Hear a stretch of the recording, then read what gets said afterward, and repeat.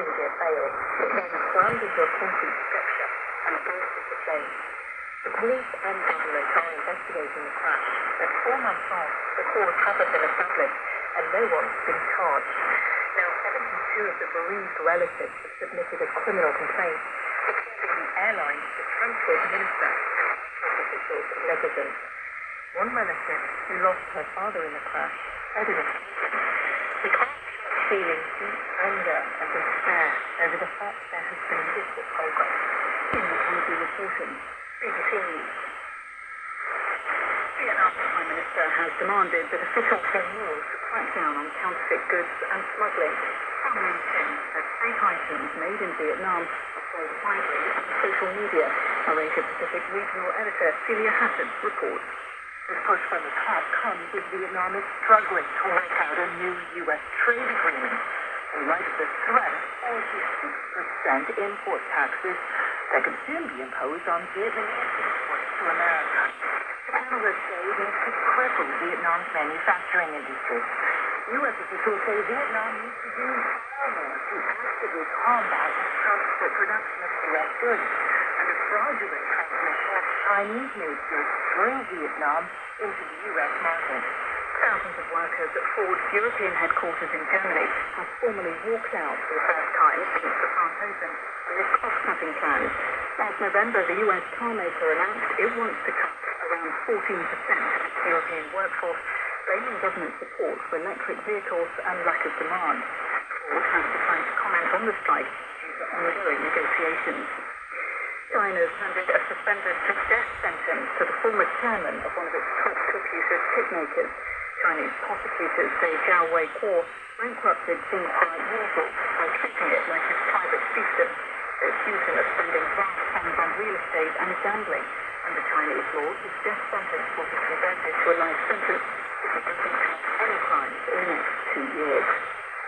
Nigerian international footballer Taiwo Iwanigi is in an induced coma after undergoing surgery on a serious abdominal injury that he sustained in an English Premier League match on Sunday.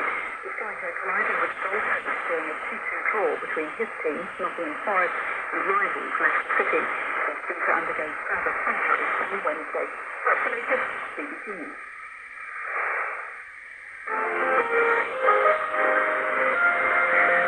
Welcome to News Hour, to the BBC World Service. We're coming to you live from London. I'm James Fernandez.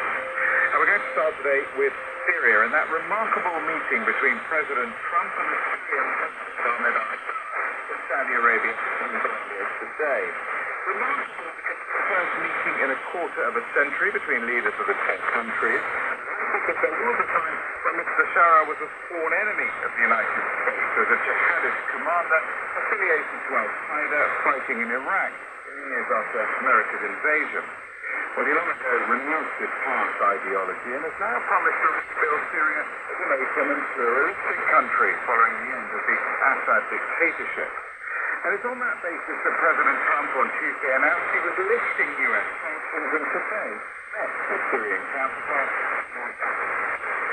Board of leaders in this room, we are currently exploring normalizing relations with Syria's new government, beginning with my meeting with President Ahmed al-Seela and Secretary Rubio, with the Syrian Foreign Minister in Turkey, and we're discussing the situation with Crown Prince Mohammed and President Erdogan of Turkey.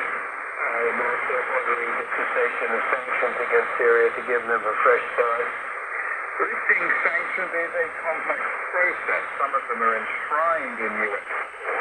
and other countries and the United Nations have their own measures in place. Nevertheless, this is now celebrations on the streets of the capital Damascus.